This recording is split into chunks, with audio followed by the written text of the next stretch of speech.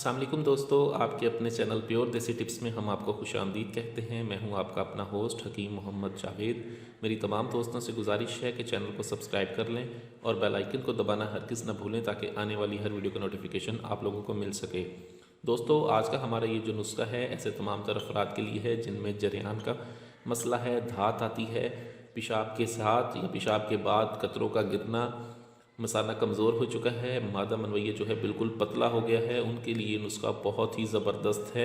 इसके साथ साथ इस नुस्खे को ऐसे तमाम तर अफराद भी इस्तेमाल कर सकते हैं जिनमें टाइमिंग का मसला है, यानी कि जिनमें सरत अंजाल का मसला है, जो अपने वजीफ़ा ज़ौजियत को मुकम्मल नहीं कर पाते सही तरह से, वक्त से पहले ही उनका इंजाल हो जाता है, उनके लिए नुस्खा बहुत आला, बहुत ही ज़बरदस्त है। इस नुस्खे में सिर्फ़ और सिर्फ 3 चीज़ों का इस्तेमाल है। इन 3 चीज़ों के इस्तेमाल से ये नुस्खा बनाएंगे हम।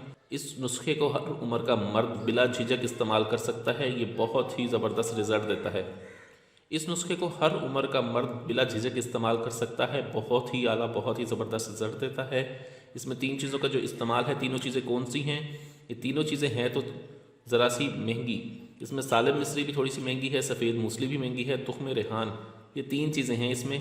ये हमने लेनी है तीनों चीज़ें 250-50 ग्राम। तीनों चीज़ों को आप 250-50 ग्राम ले लें। 250-50 ग्राम लेने के बाद आप सबसे पहले सालिम मिस्री को डालें, इसको खूब अच्छी तरह से कूटें। कूटने के बाद आप इसे बिल्कुल मिसले मैदा इसका सफ़ूफ बनाएं और इसको अलग रख दें, ठीक है, और इसको अलग रख दें। उसके बाद सफ़ेद मूसली को आप खरल में डालें, इसको भी खूब अच्छी तरह से बिल्कुल बारीक सफ़ूफ बनाने के बाद इसको भी अलग रख दें, ठीक है। इन दोनों का सफ़ूफ बनाने के बाद आप इसे कपड़ छान करके मिक्स कर लें। जब ये मिक्स हो जाएं तब आप इस तुख्म रेहान जो है 250 ग्राम हमारे पास होंगे, आप इसे फ्राइंग पैन में या तवे पर डाल के हल्का सा आप इन्हें भून लें। भूनने के बाद आपने ये शामिल ही इस सफ़ूफ में शामिल कर देने हैं। भूनने के बाद आपने ये साबित ही इस सफ़ूफ में शामिल कर देने हैं। ये आपका जो है बहुत ही आला, बहुत ही ज़बरदस्त सफ़ूफ तैयार हो जाएगा। ये जरियान एहतलाम धात का ख़ात्मा करता है, सिरत अंजाल को रोकता है और टाइमिंग में बेपनाह इजाफा करता है।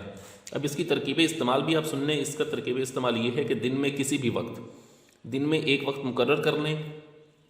इसके लिए जो बेहतरीन खाने के लिए वक्त है वो है असर का वक्त, यानी कि उस टाइम पेट बिल्कुल खाली होता है, इंसान को हल्की हल्की भूख भी लगी हुई होती है।